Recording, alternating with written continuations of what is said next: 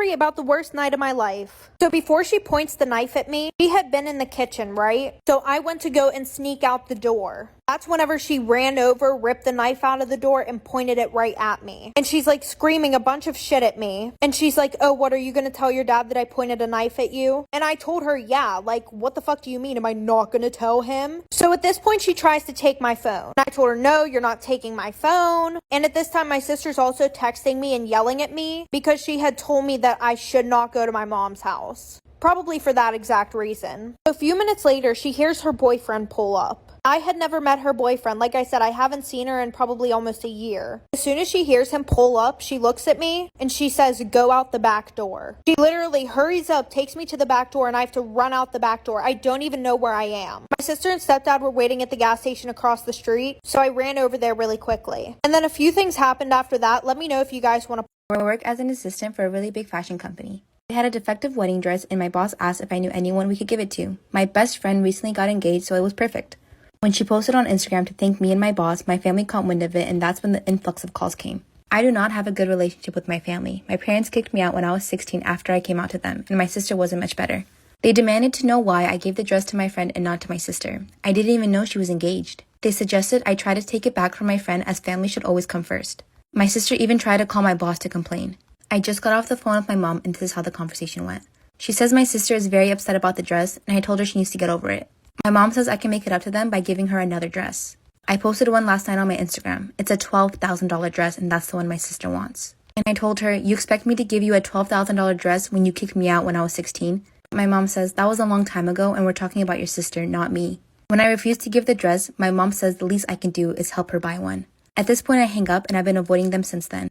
This is why you should always listen to your gut. When I was 13, my family and I were headed home from night church service. It was my mom, me, and my 2 siblings. The road we were driving on was in the country and it was late at night, so there were no lights and no one else on the road. As we were coming up on our turn, a car suddenly comes swerving from our turning spot. They were turning so fast that they came into our lane and almost crashed into us. My mom quickly swerved as they tried to get back into their lane. Unfortunately, they overcorrected and flipped their car, landing on the driver's side door in a ditch. My mom hit her brakes and jumps out the car to go help the other driver. She gets about 3 steps away from our car, but then stops dead in her tracks. My siblings and I were watching her from the back window and wondering why she wasn't going to help the person. That's when he starts yelling for help and my mom starts to move to help him, but for some reason she stops again in the center of the road. Another car flies behind us and the guy doesn't hesitate to jump out and go help. The man pries open the passenger door so the guy trapped inside can get out. As the man crawls out, he instantly gets into a frog-like crouching position on top of the car. He has this insane look on his face and launches himself off of the car, hitting the guy who helped him. Then he turns his gaze in our direction and starts sprinting towards us.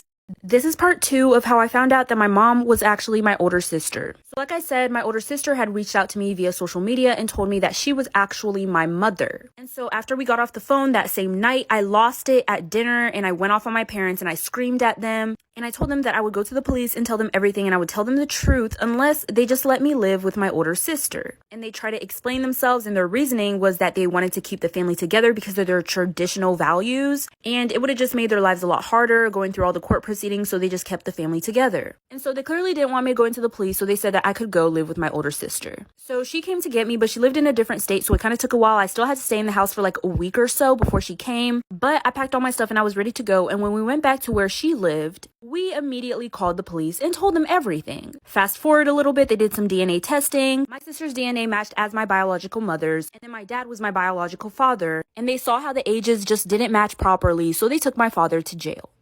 My husband had a really bad headache, so I decided to take my daughters for a walk to the pharmacy to get him some medication. On our way there was a dog who was barking and lunging at us, but we didn't worry about it because he was on a chain. On our way back, the same dog was barking and lunging at us, but this time the chain snapped. I saw a big black mass moving fast towards us in my peripheral, and I just picked up my daughters and ran. My twins are both 5, and that's like 40 pounds each, but adrenaline strength is real. The dog was right behind me, and my daughter on my left was slipping, and I didn't want her to fall and get bitten. We were passing a house with a fence, and I kind of tossed her over the fence into the lawn and kept running with my other daughter. I was screaming for help when someone came over and scared the dog away. I ran to find my other daughter to find she was unhurt, but she was crying and saying I left her, and why couldn't I have thrown her other sister instead?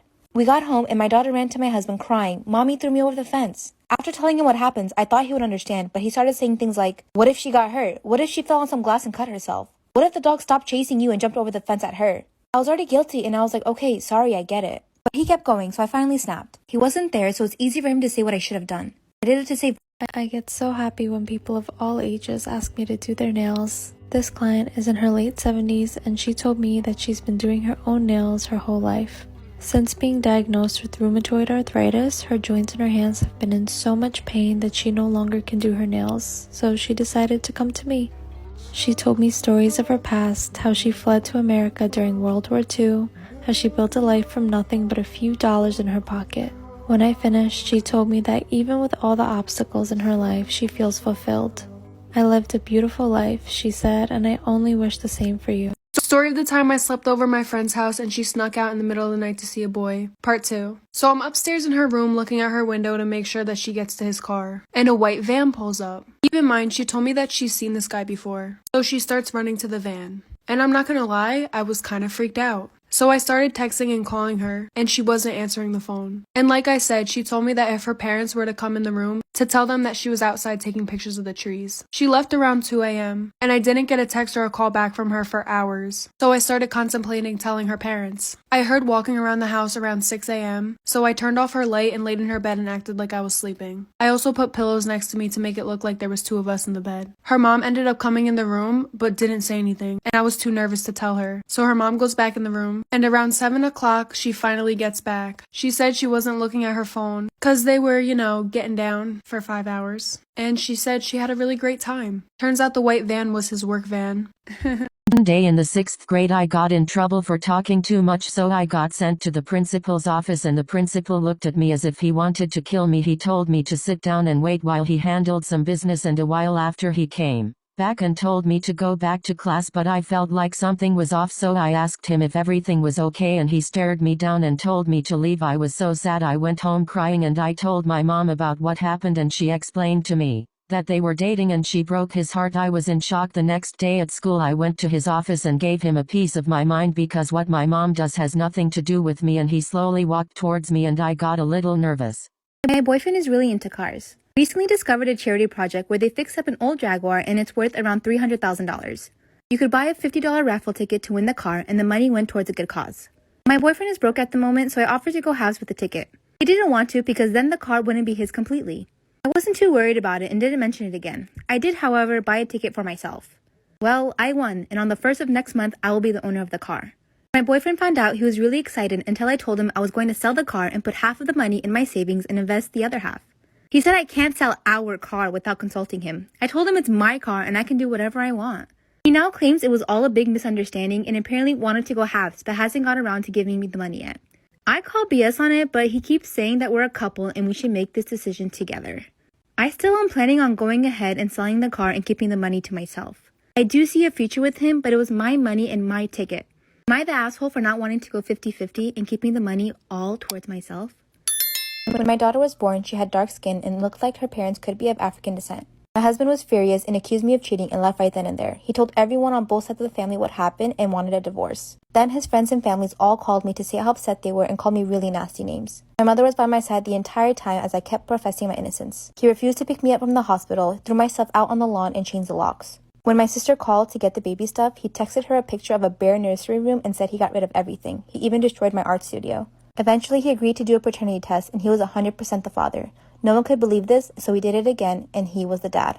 One of his cousins did the ancestry thing and found out there was 30% of African in their family. This made Jim's paternal great-grandmother admit to having an affair around the same time Jim's grandfather was born, and because he could pass as hers, she just assumed her husband was the father. Since then, he's been reaching out and everyone has come to apologize. I told him I needed time, and he asked to see the baby, and I let him, but I'm too afraid to physically hand her to him. I've never cheated and have been 100% innocent all this time. Am I the asshole for not wanting to give him a second chance? Story time about my psychotic best friend. So we're gonna call this girl Gia. So a little background information. This all happened whenever I was in 9th grade. I saw Gia sitting at this lunch table alone and I invited her to come sit with my friends and I. And after talking to her, I found out that she was a new student and she didn't have any friends. So her and I started hanging out and we became really close. Like she would come over my house 24/7. Well, my older sister was a grade above us and she would act really weird around her. And by weird, I mean like she would always make fun of me in front of my sister. And weirdly enough, try to cause problems between us. My sister didn't really like her. She thought that she was weird, but because she was my friend, she was being super nice to her. Well, like a month later, she started trying to become best friends with my sister. Like any conversation she would have, I would be like, oh, do you want to come over? She would be like, no, sorry, I'm hanging out with your sister today.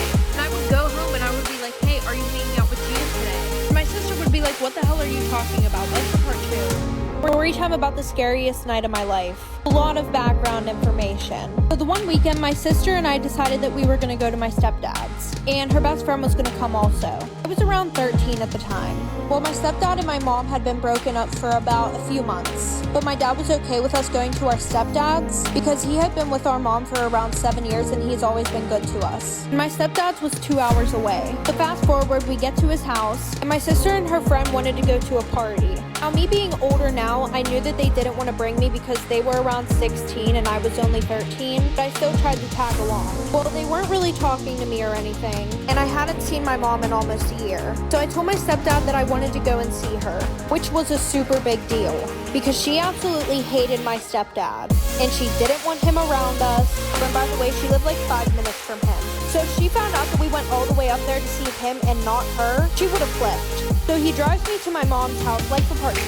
I have a best friend of 9 years, and we've run into a major... Hope you guys liked this video and found it helpful. If you did, make sure you give it a thumbs up and subscribe to this channel. It does help support us, and let's know what videos you guys want to see.